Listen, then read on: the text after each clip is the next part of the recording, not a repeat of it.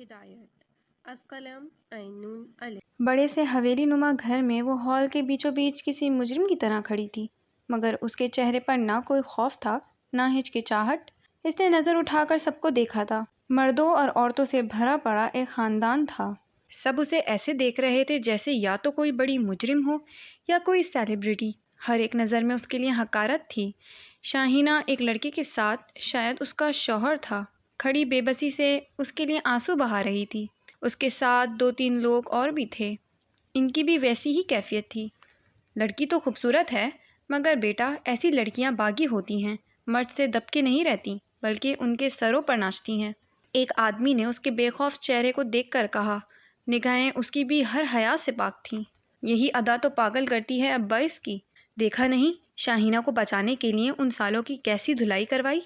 سہیل جعفری کو لوٹ کر لے گئی اس کی ادا، اس کے بولنے کا انداز ابا، ہائے! سب کے سامنے وہ بے باکی سے بکواس کر رہا تھا، مگر وہاں کے لوگ اس پر ناراض ہونے کے بجائے انجوائے کر رہے تھے۔ ازلفا مسلمانوں کی یہ کیٹیگری دیکھ کر شاک تھی۔ کچھ بولو نہ جانے من، سب کو اپنی بہادری دکھاؤ اور بتاؤ کیسا لگا تمہیں تمہارا سسرال؟ حیران مت ہو، میرے ساتھ رہتے ہوئے میرے بہت روپ دیکھو گی۔ اس نے اس کے کندھے پر ہاتھ رکھا، اپنے حصار میں لینا چاہا، جب اس نے ایک بار پھر اسے دھکا دے کر گرایا۔ Don't you dare to touch me bloody bastard! اس کی پھنکار پر وہاں موجود تمام لوگ شاکڈ رہ گئے تھے۔ سہیل جعفری بھی اس کی ہمت پر حیران رہ گیا تھا۔ اپنی فیملی کا پوچھ رہے ہو کیسی ہے؟ بتاؤں میں کیسی ہے یہ فیملی؟ یہ جو عورتیں دیکھ رہے ہو نا اپنے گھر کی۔ اس نے زمین پر پڑے سہیل کی طرف ذرا سا سر خم کر کے ان عورتوں کی طرف اشارہ کیا۔ میرا دل چاہ رہا ہے کہ میں آگ کا ایک گڑھا تیار کروں اور ان سب بے غیرت عورتوں کو اس میں جھونک دوں، جنہوں نے تم جیسے نامردوں سے بھی نچلی ذات پیدا کی، اور آج کھڑی انہی نامردوں سے ایک لڑکی کو ہراس ہوتے ہوئے دیکھ کر فخر کر رہی ہیں۔ اپنی ہی ذات کی دشمن ہیں، مگر فکر نہ کرو، یہ کام میرے اللہ نے کر رکھا ہے، اور ان مردوں کی حقیقت تو تمہیں پتہ چل گئی ہوگی۔ تم جیسوں کے لیے اللہ نے ان عورتوں سے بھی بری جہنم تیار کی ہوگی، جن کی گندگی کی کیچڑ یہاں اکا دکا معصوم لڑکیوں کو کسی اور کے بستر کی زینت بنا رہی ہیں۔ الفاظ تھے یا تیز دھار خنجر جو وہاں موجود لوگوں کو ایک پل کے لیے بالکل ساکت کر گیا تھا۔ اور ایک بات بتاؤ، تم لوگ مسلمانوں کے ریپر میں اسلام کے دشمن ہو، اور اللہ نے دشمنان اسلام کے لیے بڑا عذاب تیار کر رکھا ہے۔ فضا میں 2-3 تھپڑوں کی آواز گونجی تھی، مگر جس پر یہ تھپڑ پڑے تھے اسے شاید ان سے کوئی فرق نہیں پڑا تھا۔ دیکھ کیا رہا ہے سہیل؟ کھینچ لے گدی سے اس لڑکی کی زبان۔ نامردوں سے نچلی ذات کہا اس نے ہمیں۔ دکھا اپنی مردانگی سے آج، وہ بھی سب کے سامنے۔ بتا اسے، اکیلی کھڑی ہے یہاں یہ، کوئی اس کو بچانے نہیں آئے گا۔ تیری جیسی بہت سیوں کو زمین میں گاڑا ہے، سمجھی؟ تو ہمیں جہنم میں ڈالے گی، جنہوں نے خود ہزاروں لوگوں کو زمین میں گاڑ دیا۔ نہ جانے وہ لوگ اپنے کون کون سے گناہ گنوا کر اسے ڈرانے کی کوشش کر رہے تھے، مگر اس کے چہرے پر پل پل بڑھتی مسکراہٹ انہیں اور آگ بگولا کر رہی تھی۔ البتہ عورتیں ایسے خاموش تھیں گویا اپنا انجام اپنی آنکھوں سے دیکھ رہی ہوں۔ کیسی بات کہی تھی اس لڑکی نے؟ اور مرد کیا تیرا آدمی ہے؟ کیسا مرد ہے وہ جو تو یہاں ہے اور اسے خبر نہیں؟ جب جائے گی یہاں سے تب دیکھوں گا اس کی مردانگی۔ سہیل کے باپ کا بس نہیں چل رہا تھا کہ وہ خود ہی اس پر پل پڑے۔ شاید ایسا کر بھی دیتا اگر اس کا بیٹا اس پر فدا نہ ہوتا۔ وہی تو اصل مرد ہے جو پیچھے تم لوگوں کا انجام بن کر آیا ہے۔ دیکھو پیچھے۔ اس کے مسکرا کر کہنے پر سب ایک ساتھ پیچھے مڑے تھے اور وہاں موجود نفری کو دیکھ کر پھر سے شاک رہ گئے تھے۔ کس نے اندر آنے دیا ان لوگوں کو؟ ولید حسن کے ساتھ بڑے بڑے 4 پولیس آفیسرز کو دیکھ کر پہلی بار ان کی سٹی گم ہوئی تھی۔ تمہاری بربادی نے۔ اس کی آواز میں مقابل کو خوف زدہ کرنے والی جو پھنکار تھی اپنا کام دکھا رہی تھی۔ گناہ کیا ہے تمہارے بیٹے نے، بہت بڑا گناہ، ولید حسن کی عزت پر ہاتھ ڈالنے کا گناہ، جس کی معافی نہیں صرف سزا ہے، اور وہ سزا موت سے بھی بدترین ہوگی۔ ولید حسن نے کہنے کے ساتھ ہی زمین پر پڑے سہیل پر لاتوں اور گھوسوں کی برسات کر دی تھی۔ اس کے ساتھ آنے والے پولیس والوں نے باقی لوگوں کو قبضے میں لے لیا تھا۔ ذیشان، اسے چھوڑ دو، یہ شاہینہ کا شوہر ہے، اس نے بتایا تھا یہ اچھا انسان ہے، اور اسے بھی یقین آ گیا ہوگا، اچھائی مرتی نہیں، زوال صرف برائی کو ہے۔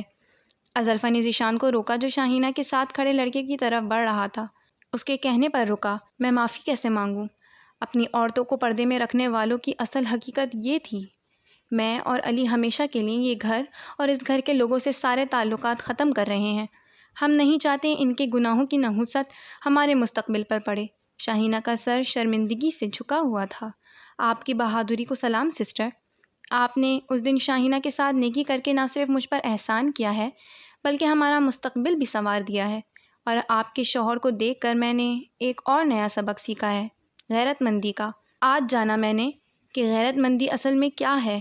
شاہینہ کے شوہر نے ایک نظر بھی اس پر ڈالے بغیر اس کا شکریہ ادا کیا اور ان لوگوں کے انجام پر افسوس کرتا شاہینہ کو لیے باہر نکلتا چلا گیا۔ ان کے پیچھے اور 2 لڑکے اور لڑکیاں نکلی تھیں، شاید وہ بھی ان لوگوں کی طرح معصوم تھے۔ اب ان لوگوں کو یقین تھا ولید حسن اپنی عزت کو صحیح سلامت یہاں سے لے کر جائے گا۔ ولید بھائی، اب آگے کا کام پولیس کرے گی، اب بھی پولیس والوں کی ایمانداری پوری طرح نہیں بھی کی ہے۔ ذیشان اور روہیل نے اس کا ہاتھ پکڑ کر پیچھے کیا۔ سہیل کا باپ تو اپنے بیٹے کے حالت سے کانپ گیا تھا۔ کچھ دیر پہلے کی اکڑ اور وہ راہٹ مٹی میں مل گئی تھی۔ ایسا ہی حال باقیوں کا تھا۔ ولید یار، قانون ہاتھ میں مت لو، تم چلو اب۔ ان کو عمر قید کروانی ہے، وہ بھی ٹارچر والی۔ ان کو بھی پتہ چلنا چاہیے کہ معصوموں کو دی گئی تکلیف کتنی اذیت ناک تھی۔ ایک پولیس آفیسر نے اس کا غصہ ٹھنڈا کرنے کی کوشش کی۔ خود کو کنٹرول کر کے وہ ازلفا کی طرف مڑا۔ آنکھوں میں ایسی سرد مہری تھی کہ وہ بھی خوفزدہ ہو گئی تھی۔ اس کی بھی ساری تیز تراری اس کے غصے سے ہوا ہو گئی تھی۔ تم؟ وہ مٹھیاں بھینچ کر اس کی طرف بڑھا، مگر ازلفا چیخ کر اس کا نام لیتی تک آئی اور اسے دوسری طرف دھکا دیا، جو اتنا زور آور تھا کہ وہ اس سے 1-2 فٹ دور ہوا تھا، مگر اگلا پل کسی قیامت سے کم نہیں تھا۔ فضا میں گونجتی گولی کی دہشت ناک آواز نے ماحول بالکل ساکت کر دیا تھا۔ ازلفا! ذیشان اور روہیل بھاگ کر زمین پر خون میں تر ہوتی ازلفا کے قریب جھکے۔ گولی چلانے والے پر ایک آفیسر نے اس کے دوسری گولی چلانے سے پہلے ہی اس کو زمین پر ڈھیر کر دیا تھا۔ پوری حویلی میں ایک چیخو پکار سی مچ گئی تھی، مگر ولید حسن ایسا ساکت کھڑا تھا گویا پتھر کا ہو گیا ہو۔ تمہارے غصے اور ناراضگی سے بس اتنا سا ڈر لگتا ہے، انگلی اور انگوٹھے میں ½ انچ کا فاصلہ رکھ کر بتایا گیا۔ جب وہ ایڈیٹ مجھے لے کر آ رہا تھا تو میں بہت ڈر گئی تھی، اللہ سے ہیلپ مانگی، پھر سے تم آئے، اور جب تمہاری گاڑی دیکھی تو سارے ڈر فر ہو گئے تھے۔ اور ایک بات بتاؤں، میں نے تمہیں بہت تم نے بھی نہیں بتایا تھا، میں بھی نہیں بتاؤں گی، مگر تم ان لوگوں کو پنش کروانا، یہ اچھے لوگ نہیں ہیں۔ کیا میں مر جاؤں گی؟ بٹ گولی تو نہ دل میں لگی نہ دماغ میں۔ مسٹر ولید، مسٹر ولید، کسی کی مسلسل پکار نے ان آوازوں کو بند کر دیا تھا۔ Yes doctor, how is she? She is better. ان کا معدہ بالکل خالی ہے، شاید انہوں نے 2-3 ٹائم سے کوئی ڈائٹ نہیں لی، اور ان کا خون بھی بہت زیادہ بہہ گیا ہے، اس وجہ سے کمزوری حد سے زیادہ ہے، بہت زیادہ کیئر کی ضرورت ہے۔ ٹریٹمنٹ کیسے کیا ہے اس کا؟ آپ کے کہنے کے مطابق ہی کیا مسٹر ولید۔ ان کے بازو سے ہی سلیوز کو کٹ کر کے جتنا ضروری حصہ تھا بس وہی اوپن کیا، اور ایسا آج تک ہمارے ہاسپٹل میں کسی نے نہیں کروایا۔ میں حیران ہوں، ایک بازو کے لیے آپ نے اتنی احتیاط کروائی تو آپ اپنی وائف کے ڈیلیوری ٹائم کیا کریں گے؟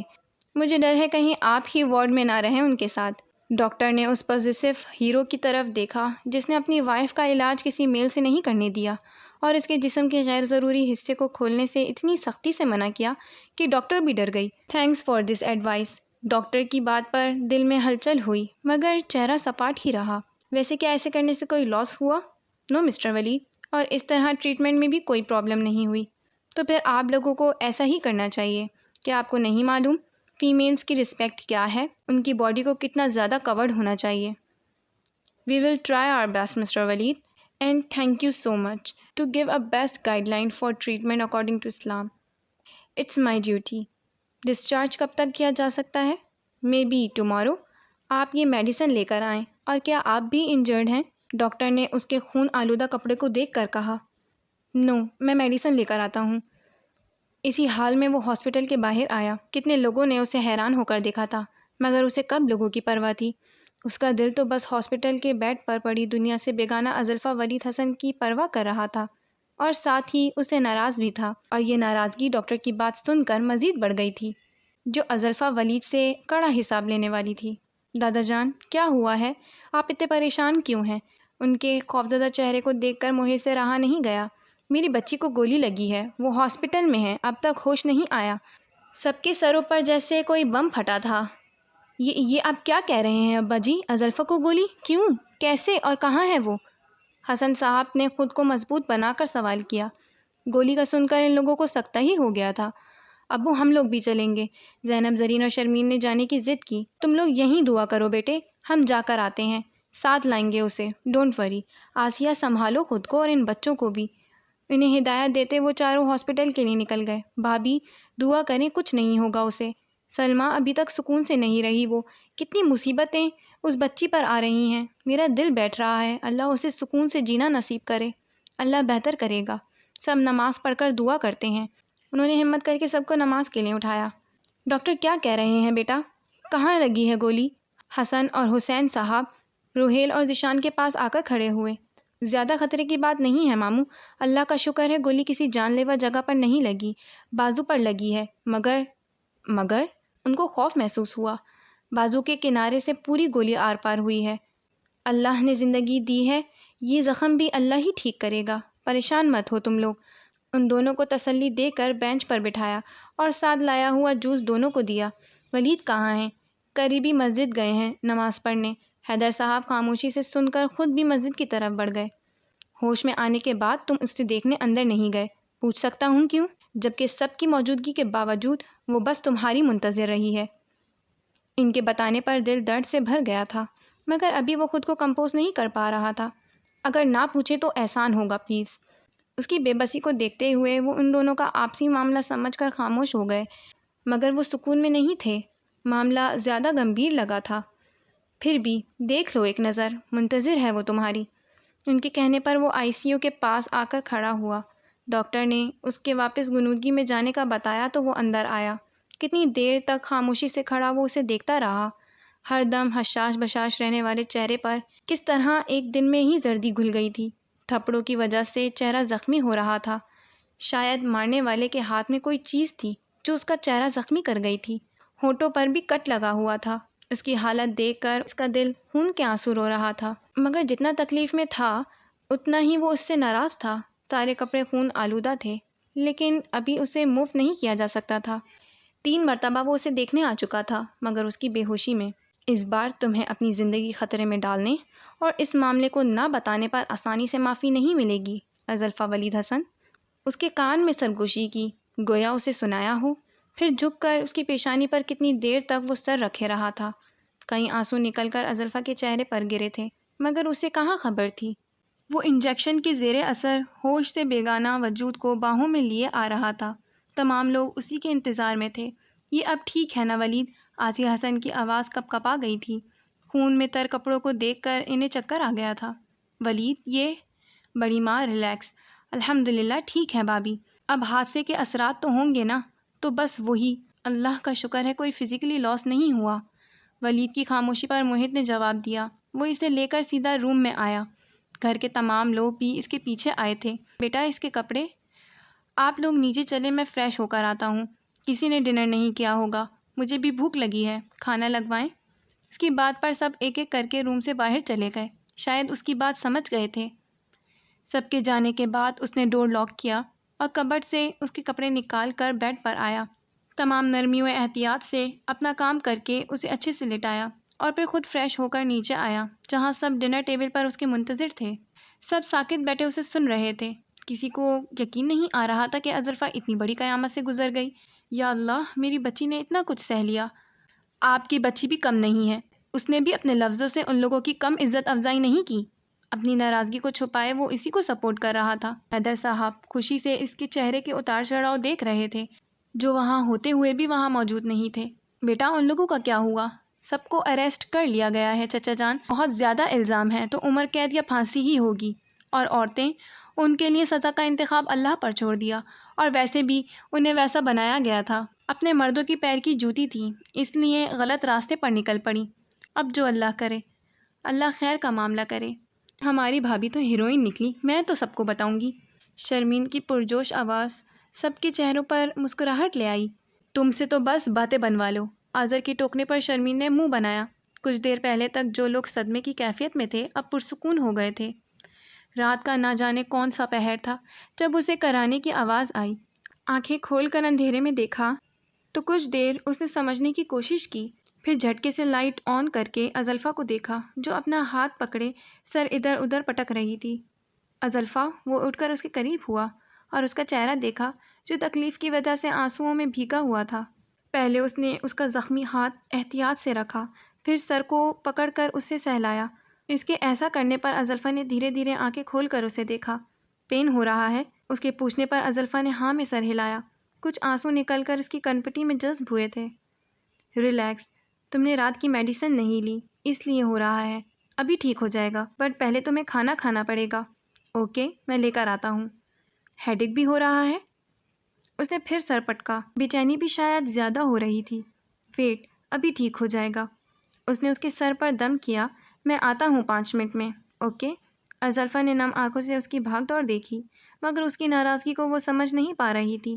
سر اور ہاتھ میں بڑھتے درد نے اسے نڈھال کر دیا تھا۔ ازلفا، چلو اٹھو۔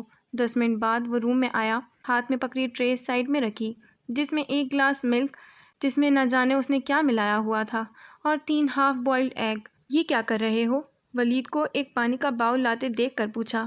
کیا ایسے ہی کھاؤ گی؟ ہاتھ منہ نہیں دھونا؟ میں واش روم جانا ہے۔ اس کے پوچھنے پر ازلفا نے ہاں میں سر ہلایا۔ چلو، سہارا دے کر اٹھایا۔ کیا تم ناراض ہو؟ وہ دیکھ رہی تھی ولید اس کی کیئر کر رہا تھا، مگر خاموشی سے۔ نہ اس کی طرف پہلے کی طرح دیکھ رہا تھا، نہ اس سے بات کر رہا تھا، اور نہ اسے ڈانٹ رہا تھا، اور یہ چیز اسے پریشان کر رہی تھی۔ یہ فنش کرو جلدی۔ اس کے منہ کی طرف ایگ بڑھایا، مگر اس کی بات کا جواب نہیں دیا۔ یہ 3 ہیں، میں اتنا نہیں کھاؤں گی، اور یہ ملک، مگر وہ اس کی سنے بنا ہی اسے زبردستی کھلا رہا تھا۔ ولید، تم ناراض ہو؟ اس نے پھر پوچھا۔ تھوڑی واک کرو، چلو۔ اسے سہارا دے کر 5 منٹ تک سلو واک کروانے کے بعد واپس بیڈ پر لایا۔ یہ لو۔ اس کے منہ میں ٹیبلٹ رکھ کر پانی پلایا۔ سب کچھ خود کر رہا تھا، مگر پہلے جیسا ولید نہیں رہا تھا۔ ولید، پلیز بتاؤ تم، اب تو پین نہیں ہو رہا؟ اس کے پوچھنے پر ہاں میں سر ہلایا۔ کہاں؟ اس نے اس کے ہاتھ اور چہرے کا معائنہ کرتے ہوئے پوچھا۔ دل میں۔ تم مجھے اگنور کر رہے ہو۔ اس کی بات نے دل میں ہلچل مچائی، جسے اس نے آسانی سے اگنور کر دیا۔ چلو سو۔ اس نے لٹانے کی کوشش کی۔ نہیں، نماز پڑھنی ہے ابھی۔ 3 نماز قضا ہو گئیں۔ ان 4 مہینوں میں اس نے سب سے پختہ عادت جو بنائی تھی وہ ہر حال میں نماز کی پابندی تھی، اور ان مہینوں میں آج پہلی بار اس کی نمازیں قضا ہوئی تھیں۔ پڑھ پاؤ گی؟ اس نے اس کے ہاتھ اور چہرے کی طرف اشارہ کیا۔ معافی نہیں ہے نا نماز کی؟ وہاں بیٹھے ہوئے ولید نے اسے وضو کروایا، اور پھر بڑی مشکل سے وہ نماز ادا کر پائی۔ ولید اس کے چہرے پر تکلیف کے ساتھ جو سکون دیکھ رہا تھا وہ یقیناً نماز کا ہی تھا۔ اب بتا دو، کیا تم ناراض ہو؟ نماز کے بعد اس نے نم آنکھوں سے پھر پوچھا۔ اس بار آواز بھرا گئی تھی، مگر اس بار بھی ولید نے اس کی بات کو اگنور کر دیا اور اسے آرام سے لٹا کر خود بھی لیٹ گیا۔ دھیرے دھیرے اس کا سر سہلاتے ہوئے اسے سلانے لگا۔ جہاں اس کا یہ برتاؤ ازلفا کو رلا رہا تھا، وہیں اس کا خود کا دل بھی ٹکڑے ٹکڑے ہو رہا تھا، مگر ابھی اسے نرم نہیں پڑنا تھا۔ ذرا سی بھی لاپرواہی برداشت نہیں کی جائے گی تمہاری۔ میں آفس جا رہا ہوں اور مجھے شکایت نہیں ملنی چاہیے۔ وقت پر کھانا اور میڈیسن دونوں لینی ہے۔ آئی سمجھ میں بات؟ نہیں آئی۔ جب تک تم مجھ سے اچھے سے بات نہیں کرو گے میں اپنی کیئر نہیں کروں گی۔ جو کہا ہے وہ کرو۔ اگر نہیں چاہتی ہو میں اس سے زیادہ برے طریقے سے پیش آؤں تو پریشان نہیں کرنا۔ صبح کی میڈیسن اس کے منہ میں رکھ کر پانی کا گلاس اس کے منہ سے لگایا، اور ساتھ ہی ساتھ اسے آرڈرز بھی دے رہا تھا۔ میں نے تم سے کہا تھا تم کھڑوس نہیں بنو گے۔ میں نے بھی کہا تھا مت بننے دینا۔ تم ازلفا سبحان نہیں، ازلفا ولید حسن ہو، اس لیے اب کوئی لاپرواہی کی اجازت تمہیں نہیں ہے، انڈرسٹینڈ؟ اس کا انداز اتنا دو ٹوک تھا کہ ازلفا کی آگے بولنے کی ہمت نہیں ہوئی۔ اس کی اتنی شدید ناراضگی اس کی سمجھ سے بالاتر ہو رہی تھی۔ زینب کو اس کی میڈیسن اور ڈائٹ کے متعلق بتا کر وہ روم سے نکلتا چلا گیا۔ کیا بات ہے؟ میرا بچہ کب سے اداس بیٹھا ہوا ہے؟ اپنے نانا جان کو بتاؤ۔ ہاتھ میں درد تو نہیں ہے؟ روزانہ کی طرح وہ ناشتے کے بعد پھر اس کے روم میں آئے تھے، مگر اسے زیادہ اداس دیکھ کر خود بھی اداس ہو گئے تھے۔ ولید اتنا کھڑوس کیوں ہے نانا جان؟ آپ کو پتہ ہے 4 دن ہو گئے وہ مجھ سے بات نہیں کر رہا اچھے سے، ناراض ہے بہت، اور راضی بھی نہیں ہو رہا۔ اس کی آنکھیں نم ہوئیں۔ اوہ ہو، یہ تو پھر بڑا مسئلہ ہے۔ ویسے کیئر تو کر رہا ہے نا وہ؟ کیئر کا تو باپ کر رکھا ہے اس نے نانا جان، مگر کھڑوس بنا ہوا ہے۔ اس نے منہ بنا کر جس طرح کہا حیدر صاحب نے بے ساختہ کہکا لگایا تھا۔ تو ازلفا ولید حسن اپنے کھڑوس شوہر کو منا نہیں پا رہی ہے؟ منا لوں گی میں اسے، جانتی ہوں کیوں ناراض ہے۔ وہ سنجیدہ ہوئی تھی۔ یہ ہوئی میری بیٹی والی بات۔ اب بتاؤ اصل معاملہ کیا ہے؟ ان کے کہنے پر حیران ہو کر انہیں دیکھا۔ کیا مطلب نانا جان؟ کیا اپنے نانا جان پر بھروسہ نہیں ہے؟ ایسی بات نہیں ہے نانا جان، وہ ان سے بات کرنے کا موقع ہی تو چاہتی تھی، اور جب مل رہا تھا تو اسے سمجھ نہیں آ رہا تھا کیسے اور کیا کہے۔ تو اپنے نانا پر یقین رکھ کر بتاؤ کیا مسئلہ ہے؟ ان کا یقین پاتے ہی وہ ان سے تمام باتیں کرنے لگی۔ ڈر بھی تھا کہیں ولید کی طرح وہ بھی اگنور نہ کر دیں۔ اس کی باتوں سے کبھی ان کے تاثرات میں الجھن در آتی، کبھی نرمی، مگر آخری احساس جو تھا وہ دل و دماغ کی الجھن کا تھا۔ مجھے نہیں پتا نانا جان آپ کو یہ اچھا لگا یا نہیں، میری ریکویسٹ ہے آپ اس بارے میں پلیز ایک بار سوچ کر دیکھیں۔ جو میں ہوں آپ کے لیے وہی وہ بھی ہے، بالکل میرے جیسے ہی۔ اب آرام کرو ورنہ تمہارا کھڑوس اور ناراض ہو جائے گا۔ اور ازلفا کو اپنے نانا اور شوہر میں کوئی فرق نہیں لگا، دونوں بات اگنور کرنے میں ماہر تھے۔ میں آپ سے ناراض ہوں نانا جان، آپ بھی ولید کی طرح مجھے اگنور کر رہے ہیں۔ اس کی نم آواز پر حیدر صاحب اٹھتے اٹھتے پھر بیٹھ گئے۔ تمہارا نانا نہیں باپ بھی ہوں، اگلی بار ایسی بات نہیں بولنا۔ تمہارے نانا کا دل تمہارے معاملے میں تمہارے شوہر کی طرح ہی کمزور ہے۔ اس کا سر اپنے کندھے سے لگاتے ہوئے سہلایا۔ تمہیں اگنور نہ میں کر سکتا ہوں اور نہ وہ تمہارا کھڑوس، تو آپ سوچیں گے اباؤٹ اٹ انشاءاللہ۔ اس کے سر پر ہاتھ پھیر کر امید کی ایک کرن اسے تھمائی، جسے سن کر ازلفا کا دل دعا گو ہوا تھا۔ ازلفا کہاں ہے؟ جس کی وجہ سے وہ آج جلدی گھر آیا، اس کا کوئی اتا پتہ ہی نہیں تھا۔ پورے گھر میں کہیں نہ دکھی تو زینب سے پوچھنا ہی پڑا۔ بھابھی شازیہ آپا سے ملنے گئی ہیں۔ کس نے جانے دیا اسے؟ روکا کیوں نہیں؟ یہ لڑکی میرا ضبط آزما کر رہے گی، وہ بڑبڑا کر رہ گیا۔